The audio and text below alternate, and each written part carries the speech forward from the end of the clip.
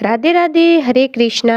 आप सभी बहनों को मोक्षदा एकादशी की ढेर सारी शुभकामनाएं और हमारे यूट्यूब चैनल भक्ति स्टेटस में आपका स्वागत है। आज हम मोक्षदा एकादशी की संपूर्ण कथा करेंगे, उसका महत्व बताएंगे एवं आरती करेंगे। तो आप भी हमारे साथ आनंद पूर्वक कीजिए। जिस बहनों का व्रत है वह भी सुनिए, जिसका व्रत नहीं है वह भी सुन सकते हैं। मोक्षदा एकादशी का व्रत। धर्मराज युधिष्ठिर कहने लगे कि हे भगवान, मैंने मार्गशीर्ष कृष्ण एकादशी अर्थात उत्पन्ना एकादशी का सविस्तार वर्णन सुना। अब आप कृपया करके मुझे मार्गशीर्ष माह के शुक्ल पक्ष की एकादशी के विषय में बताइए। इस एकादशी का क्या नाम है तथा इसके व्रत का क्या विधान है, इसकी विधि क्या है, इसका व्रत करने से किस फल की प्राप्ति होती है, कृपया यह संविधान पूर्वक मुझे बताइए। भगवान कृष्ण बोले, मार्गशीर्ष माह के शुक्ल पक्ष में आने वाली इस एकादशी को मोक्षदा एकादशी कहा जाता है। यह व्रत मोक्ष देने वाला तथा चिंतामणि के समान सब कामनाएं पूर्ण करने वाली है, जिससे आप अपने पूर्वजों के दुखों को खत्म कर सकते हैं। इसका महात्म्य मैं तुम्हें कहता हूँ, ध्यान पूर्वक सुनो। अब हम करेंगे मोक्षदा एकादशी की संपूर्ण कथा, तो आप भी हमारे साथ आनंद पूर्वक कीजिए। चैनल पर पहली बार आए हैं तो चैनल को सब्सक्राइब जरूर करना।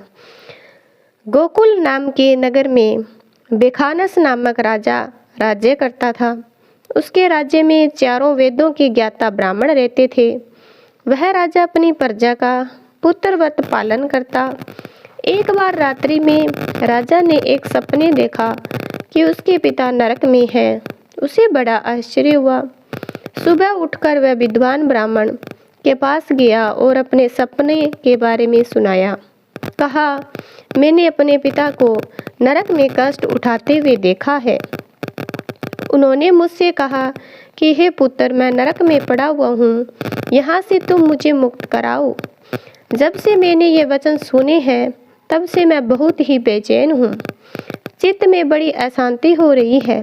मुझे इस राज्य, धन, पुत्र, स्त्री, हाथी, घोड़े आदि में कुछ भी सुख प्रतीत नहीं होता। क्या करूं? राजा ने कहा, हे ब्राह्मण देवता, इस दुख के कारण मेरा सारा शरीर जल रहा है। अब आप कृपया करके कोई तप, दान, व्रत आदि ऐसा उपाय बताइए जिससे मेरे पिता को मुक्ति मिल जाए। उस पुत्र का जीवन व्यर्थ है जो अपने माता पिता का उद्धार न कर सके। एक उत्तम पुत्र जो अपने माता पिता तथा पूर्वजों का उद्धार करता है, वह 1000 मूर्ख पुत्रों से अच्छा है। जैसे एक चंद्रमा सारे जगत में प्रकाश कर देता है, परंतु हजारों तारे नहीं कर सकते। ब्राह्मणों ने कहा, हे राजन, यहाँ पास ही भूत, भविष्य, वर्तमान के ज्ञाता पर्वत ऋषि का आश्रम है। आपकी समस्या का हल वे जरूर करेंगे। ऐसा सुनकर राजा मुनि के आश्रम पर गया। उस आश्रम में अनेक शांतचित्त योगी और मुनि तपस्या कर रहे थे। उसी जगह पर्वत मुनि बैठे थे। राजा ने मुनि को साष्टांग दंडवत किया। मुनि ने राजा से सांगोपांग कुशल पूछी।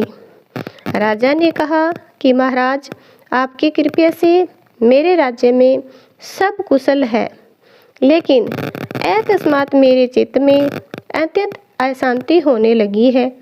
ऐसा सुनकर पर्वत मुनि ने आंखें बंद की और भूत विचारने लगे।